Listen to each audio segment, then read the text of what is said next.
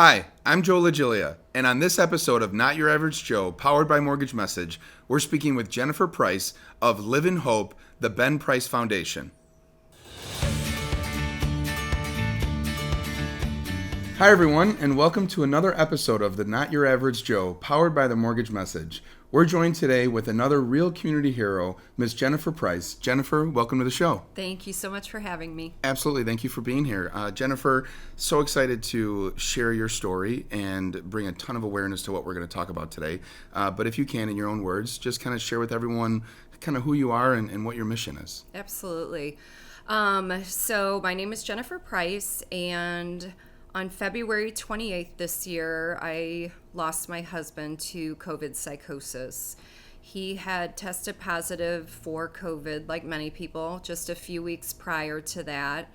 And he just in the days following that was getting pretty sick. You know, his lungs were having a hard time. So we went to the doctor. He got the BAM infusion right off the start, and that didn't quite perk him up, and so we ended up admitting him to the hospital. We thought with the remdesivir, the antiviral that they give, that might help him get through this a little faster. And while in the hospital, he was there for 5 days. He ended up, his heart went into AFib, and that was, from what they said, pretty common with what they were seeing with COVID patients, but it really scared him. He's in the hospital, felt like he was getting worse instead of better. And, you know, it's very scary in the COVID unit because you're very isolated. You know, obviously no family and friends can come and visit you, but even staff is not able to get in there quickly to turn off a monitor or to, you know, see if you need anything. And so it was, you know, just really struggled with being in there, and his monitor would go off and he would call me to then call the nurse's desk because it would be 30 minutes and nobody would be coming in to turn it off. So he went in on a Friday. We finally got him out on Tuesday, and February 23rd. And he came out and obviously was very weak. He was still, you know, pretty sick, and we knew that it would, you know, be a while to get him on his feet and get stronger. And we own our own power equipment business in Morris, and so he was just trying to take those first few days. He would go out to the office for a few hours, try to do some paperwork, but just really didn't have a lot of energy. And he would come home and we would just lay down together so he could rest, and we would hold hands, and he just was not able to rest. Like, his brain was just very anxious in those first few days. And, you know, I would just hold his hand, and he had a very different mannerism to him. My husband was a linebacker football player through college, you know, big tough guy, big just stature, was large, and he was just very puny in the way he was acting and the way he talked. It was just different. And so I was just trying to be reassuring, and we'll get through this. And by Friday, he was like, you know, I'm just very anxious, and, you know, I don't feel good. So I called the doctor, and they said, you know, they prescribed an anti-anxiety to start, which we did on Friday, and he took that through Saturday.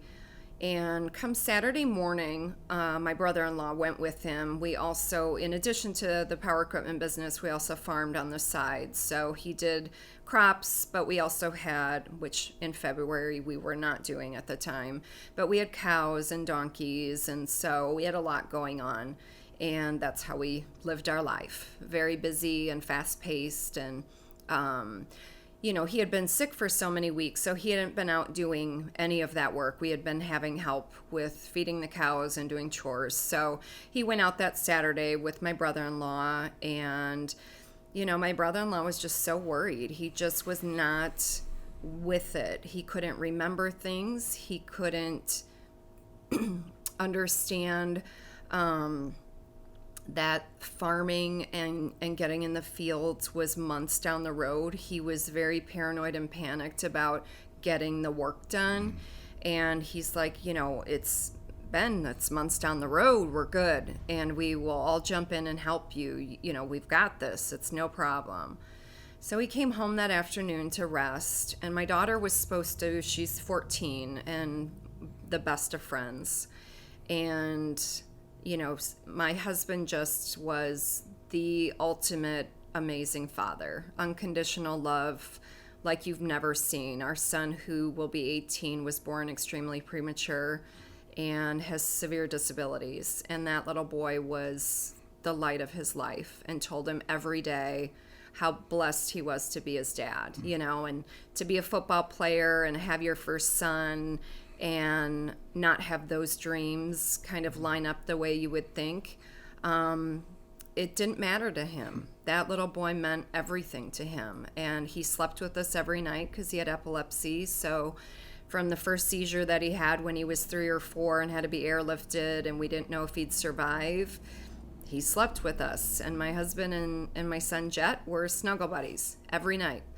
And so that Saturday night, we stayed home. My daughter was to be at a slumber party, and I just asked her to stay home so that we could try and get Ben to feel better. And we made his favorite meal, and he was pacing the house from one window to the next, and he would sit in a chair and put his hands over his head, and then he'd get back up again, and then he walked out the front door and just stood on the front step, and we were just looking at each other like, you know, we're scared, we're worried here. And so after dinner, we just, you know, he loved nothing more than to be snuggling with his family, everybody together on the couch, all, you know, clumped together. So we tried to do that. And even then he wasn't in it. He wasn't, you know, present. And so finally we kind of were trying to watch a movie, not really, but we finally got him to fall asleep. He just laid down on the couch and he fell asleep. And my daughter and I just looked at each other like, sigh of relief, like, thank goodness his brain is resting right now. So we got him to bed that night, and the next morning he got up early and I got up with him. I had been making him a good breakfast every morning, like I usually did, but just in a fruit smoothie, just trying to get all the vitamins and, you know, all the superfoods in him to see what we could do to get him feeling better. And he was home for about 20 minutes. And in that time, he's like, you know, I feel better. I slept better. He looked better. And he was just going to go to the office to try and do a couple hours of paperwork. You know, he's like, you know, that I can do. It'll make me feel like I'm getting something done. I'm like, perfect. I will meet you out there. I'll feed Jet, meet you out there. I'll do the chores. And then, you know, you can come back home and rest. So 20 minutes later, for whatever reason, I looked at Find My Friends on the phone and noticed he was at our other farm.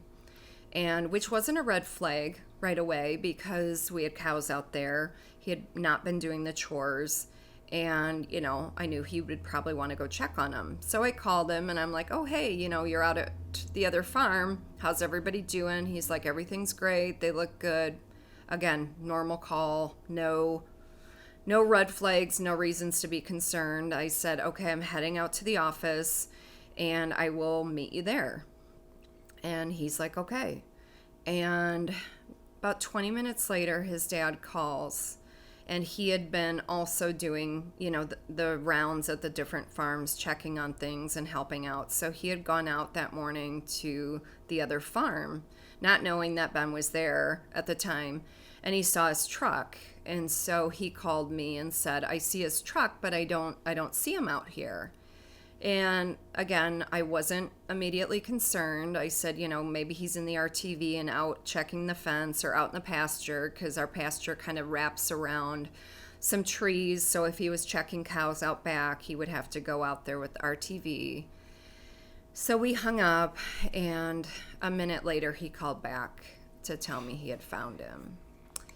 And I probably drove 100 miles out there from our other farm and got out there with my father-in-law before the first responders got there, and just couldn't believe it. He was he was gone. And it was, just shocking to say the least. My husband was one of those people who just was living and thriving in his life. Our business had been doing great.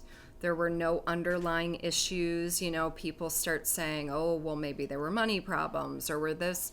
Absolutely 100% nothing. It was shocking. And right away, I told the first responders, I'm like, he hasn't been right, after COVID. In these days, before this, he's not been right. He's been, out of his mind, paranoid and panicked. And my friend, I called immediately, and he's the coroner in Grundy County. And I called him immediately because I needed him to be there as a friend. Even though he was going to be called there, I needed him to be there as a friend. And he got there, and, I was explaining this to him. And unbeknownst to me, he immediately started researching on his own, kind of, behaviors related to COVID. So that day after we left there and went back to my house and family and friends came running over, one of my friends called and I was talking to her and explaining just his behaviors. And she said, have you heard of COVID psychosis? And I'm just so thankful for that conversation. Just so thankful. It saved us. It really did. And I said, no, I've not heard of that. And she said, I'm going to send you these articles. And there were 3 articles from the CDC. And she immediately sent them over. I read them and instantly knew that's exactly what it was. It was exactly to a T what was going on, and just proving that my husband had been entirely taken over by this virus. And we knew that in our minds, but didn't have something to call it and to defend it. And so from that point forward, I was on a mission. I immediately then, and I'm, with having a son with disabilities, I've always been one that has researched things, has looked things up. Okay, there's this diagnosis, now this. And I hadn't been able to do that with COVID because I had been taking care of him. He had to be quarantined in our home. I was taking care of my son, trying to do all of that. And then when he was in the hospital, it was, even though he wasn't there, it was still a lot. And so I hadn't had time to look up these things. And so immediately I, looked up on the web, what is COVID psychosis? And my gosh, there were just articles upon articles. It was not something new or unheard of. It's been studied, the Mayo Clinic, Oxford, CDC, NIH, you name it. And so right away, I'm like, why are we not hearing about this, and barely even COVID brain fog. When I looked at his discharge papers, I went back to the doctors who had treated him. They did not know about this. Doctors working in a COVID unit for a year did not know about this. The only thing that you get on your discharge paperwork is, watch for high fevers, watch for respiratory, that sort of thing. Nothing about COVID brain fog, nothing about what that could lead to. And so that's my mission, is getting that out there. And so immediately, and that's just my personality, I tackle things that I believe in. I've done this in the disability world with my son, and Illinois is one of the worst states for disability services, so we created a nonprofit, Special Connections of Grundy County, and we have grown that in 10 years to be a huge organization that helps people in and around our county with people with disabilities, with social and recreational opportunities. So when I feel passionate about something, there's no stopping me. And that's where I'm at with this isn't just my story. This isn't something that's just impacting my family.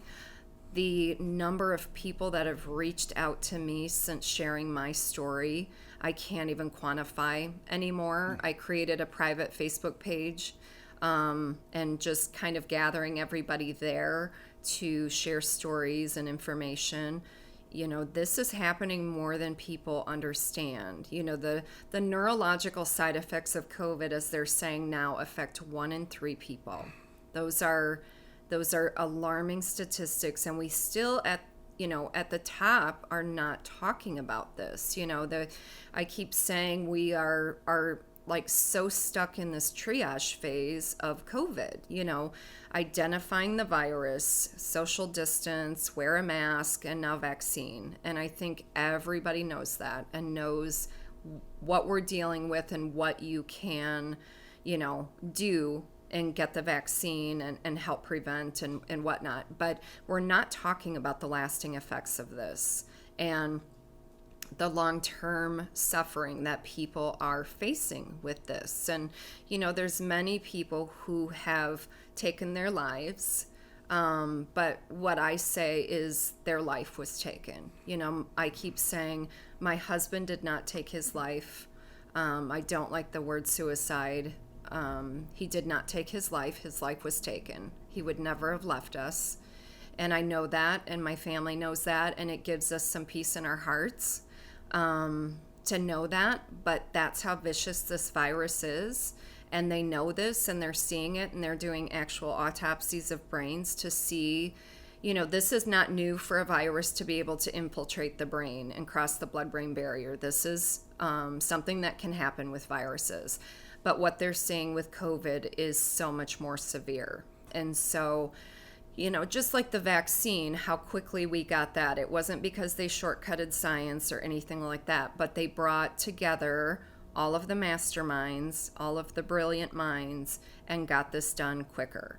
And there was no shortcut, and that's what we need done here. I'm assembling my own, I've been calling it a task force, but at this point it's a crisis team, because I have psychiatrists, I have neurologists, I have people that are willing to go to bat with me to, not only the Illinois state capitol, and I'm working with my state representative, David Welter, has been fantastic. He got me to see the governor, shared my story with the governor's chief of staff, then got me in touch with somebody on the White House COVID task force. That has become a dead end. They've been no help. So we're going to go around that. And I've been in contact and had a Zoom meeting with my Congressman, Adam Kinzinger. And, if we have to start kind of a program or a plan here in Illinois that we then present to Washington to say, here's what needs to happen. At the very least, we need neurologists and psychiatrists, people who study the brain, to be a part of the task force. They've got to be a part of the COVID committees and looking at and be able to kind of compile the data and connect the dots and what methods and medications and treatments are working. What have people found? Like you do in corporate world, it's a best practice. What you find works, you share with another organization or whatever. It's that simple. We need to compile this information so when someone goes to their general practitioner, that general practitioner can say, ooh, okay, here's my COVID psychosis data sheet that says, we're checking all these boxes, all these symptoms, and here's what we need to look at.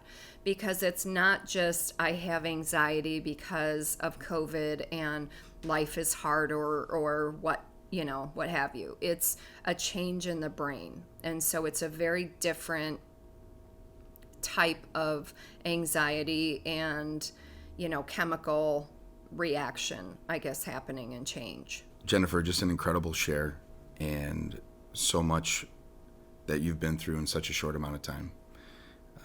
Share, if you can, the impact that you started to try to make based off this experience for you and your family.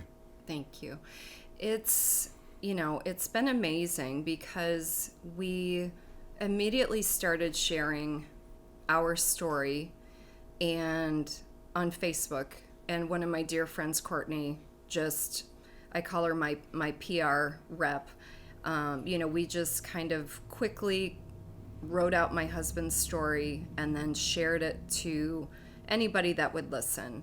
And, friends started saying, well, I have a contact with this news source or that news source. And so the first to contact me was Bill Bradley from WGN, and that was my first interview.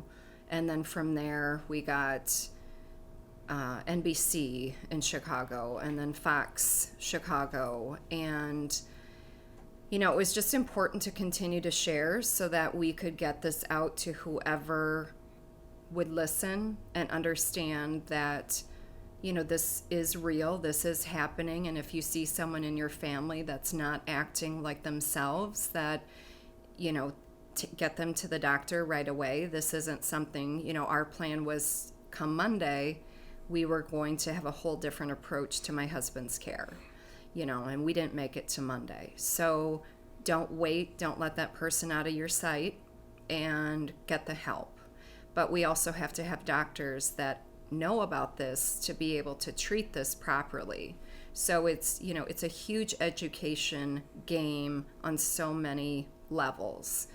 And so by sharing our story to anyone, it was extremely important to us while we were grieving to not wait and, until we felt better to then share our story. It had to happen simultaneously, and quite honestly, it's been therapeutic for me because it's important to share, and it's important to defend my husband's honor in, no one ever wants to talk about something like this. When someone takes their lives, there's, it's a very different,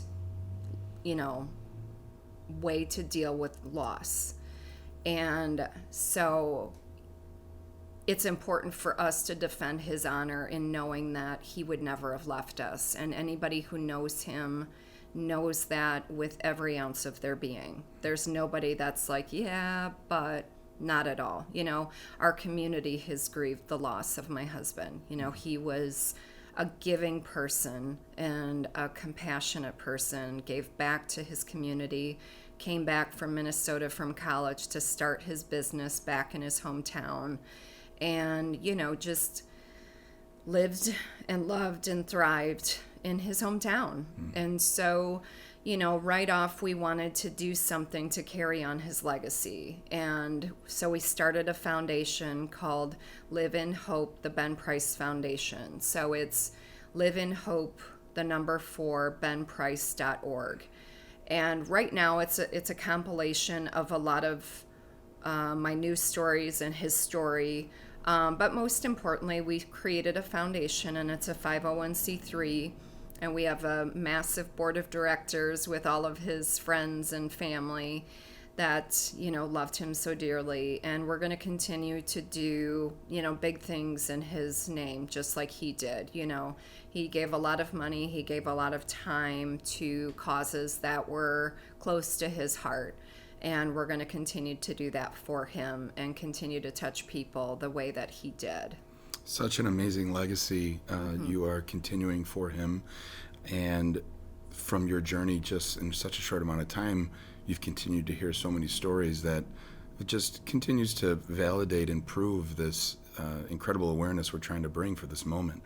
I think it's really important for the community to get involved and to get behind this. And I'd love to hear you share of what ways you're already seeing the community be involved and what ways the community can get involved if they're hearing this for the first time. Absolutely. Yeah, we're just kind of in the fundraising stage, just kind of kicking it off. My husband didn't want, kind of the standard visitation. And so we did a, small private friends and family. He wanted a big party, a big celebration. We had a lot of those conversations. We had to, because of our son's disabilities, we had to have a will and trust. And so I'm so thankful we had those conversations to know what the other one would want. And, he wanted a big party and a big celebration. So this summer, July 17th, we're having a big party, and it's going to be the kickoff to our foundation as well. And so right now on our website, we've got t-shirts for sale and a link if people want to make a donation. And we are going to be creating several scholarships at the high school in Ben's name for, different things that were very important to him. He was an entrepreneur. He was a guy who started a business. He did mowed lawns back in high school. And so he went to school for business. He graduated with a business degree, but he was not the type that could sit in an office all day. So he decided to start a landscaping business. Now, mind you, he had not gone to school for landscaping or knew much about it, but he was the hardest worker around that you'll ever meet and just had a real passion for learning. And so he just did a small internship or shadowed with a landscaper and then just started his business and had a mowing landscaping business that he grew and grew and grew, and then started doing equipment as well, and then ended up selling the landscaping portion and just doing equipment now. But, that was Ben, like just the hardest working guy, and, just really didn't have to be he wasn't the smartest kid in the class or the honors kid, but he was a hard worker, and so we want to do things that really look at, kids like that might have that drive and determination, but might not have the resources to do something that they're passionate about. So we have some exciting things that we're looking to do, and we're definitely going to do some big things, just as Ben did. Incredible.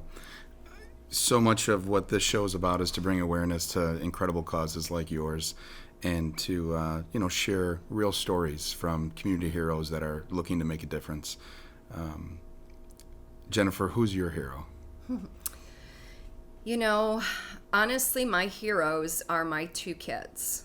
My son was born 16 weeks premature. He was only 1.5 pounds. And in the medical world, they call them wimpy white boys. That's a medical thing. White males do have the roughest time, have the hardest time. And he was only 24 weeks when he was born. So the statistics for him to survive were very, very low. And not only that, but he ended up pretty much with every preemie illness that you can get. He had a grade 3 brain hemorrhage. He had fungal sepsis. He is so many miracles, to say the least. Every doctor or nurse who was with him say there's no reason that he's here other than miracles and the love from his family. And I always say that, if there were ever a reason to be upset every day or feel sorry for yourself, Jet would have those reasons, and he doesn't. He's nonverbal, but he is the happiest, shining light that you would ever meet. I have people stop me, when we're out at a store and just say, I don't know what it is about him, but I can feel his soul. And that is who he is. And our daughter Maya, we adopted from Guatemala when she was 6 months old. And, that's a very unique process to become a parent, and we had already had obviously a different route to parenthood with our son. And we went to Guatemala, and, they prepare you. There's a big transition, and she's 6 months old, but she'd been with a Spanish-speaking family. She had, been with, in a different country, and they hand her to us in a hotel lobby. And I hand her to Ben right away because I have to do paperwork and get her schedule and all of that sort of thing. And I'm thinking, oh gosh, she is going to start screaming any minute because her foster family is sitting right there. She's with this new guy. He's speaking a different language. He's got different color skin, and she's just going to freak out. And I look over, and they are smiling and having the best time. And honestly, so we go up to our hotel room, and all of our pictures from those moments are those two on the bed, her in his arms, smiling and playing. And that night I'm thinking, as we put her to bed, okay, this is way too good. This is way too easy. She is going to at some point wake up and go, no, what is going on? And it never happened. It was the smoothest, easiest transition. She is just a gift from God. in what our family needed. She has been the most compassionate and caring girl since we got her, and she has been that way with her brother. You know, she doesn't have a sibling she can talk with and play with. She has to care for him. At a young age, she had to hop in the ambulance with me and take him to the hospital. You know, she has never been a kid that has had a temper tantrum, or, she's 14, she doesn't have a smart mouth back to mom. She's just a really good-hearted kid. And we always said how blessed we were to be their parents and how much we learned from them about life and perspective. And, it just made our hearts so happy to have the family that we did. And again, that's just why I know he would never have left us. We had a beautiful family that he loved more than anything, and he was so present in their lives, and they're our world, and they are definitely our hero. Well, such a beautiful family, and we want to tell you that we share in the grief for the loss of Ben, but we also share in the partnership of bringing this mission and his legacy to light. So thank you for being here. Thank you for having me so much. Absolutely. And thank you to our audience for joining us for another episode of Not Your Average Joe, powered by Mortgage Message. We'll see you next week, everyone. Take care.